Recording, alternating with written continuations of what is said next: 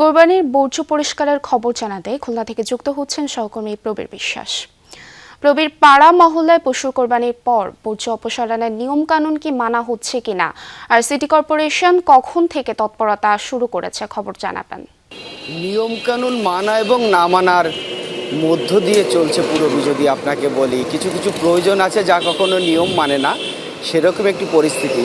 City corporation নির্দিষ্ট জায়গা নির্ধারণ করলেও পশু কুরবানির জন্য অনেককেই আমরা দেখেছি তার বাসাবাড়ির সামনে, অথবা যোগাযোগ ব্যবস্থা বা দূরত্ব একটু বেশি হওয়ায় নির্ধারিত স্থানে না যেয়ে তারা কিন্তু বাসা বাড়ির সামনেই কুরবানি দিয়েছে।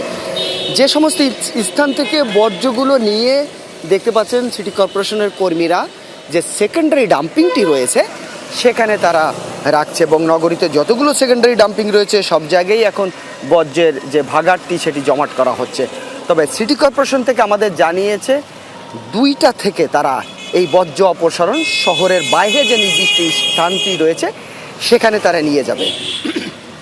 এবং এই কাজে সিটি কর্পোরেশনের 772 জন কর্মকর্তা কর্মচারীকে তারা নিয়োগ দিয়েছেন, মাস্টার রোলে, অস্থায়ী স্থায়ী মিলে, এবং 82টি যানবাহন অর্থাৎ ডাম্পিং ট্রাক সহ অন্য যানবাহনের মাধ্যমে এই বর্জ্যগুলো রাত 10টার মধ্যে অর্থাৎ 8 ঘন্টার তারা যে টার্গেট নিয়েছে তার মধ্যে নগরীকে পরিষ্কার পরিচ্ছন্ন করব বলে আমাদেরকে জানিয়েছে। এছাড়া যেখানে যেখানে কোরবানির পশু কোরবানি দেওয়া হয়েছে পশুগুলো, সেখানেও ব্লিচিং পাউডার সহ অন্যান্য যে সমস্ত জীবাণুনাশক পাউডারগুলো রয়েছে সেগুলো আমরা দেখেছি বিভিন্ন জায়গায় সেটি ছড়িয়ে ছিটিয়ে পরিবেশ ঠিক করার জন্য।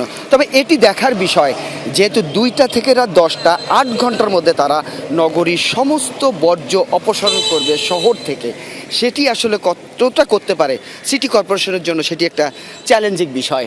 সে কারণেই আমরাও দেখতে চাই যে তারা যে কর্মী নিয়োগ করেছে 772 জন এবং 82টি যানবাহনের মধ্য দিয়ে এই 8 ঘন্টার মধ্যে তারা এই বর্জ্য অপসারণ করতে পারে কিনা। যদি এটা করতে পারে তাহলে নগরবাসীকে যে প্রতিশ্রুতি তারা দিয়েছে সেটি তারা রক্ষা করতে পারবে।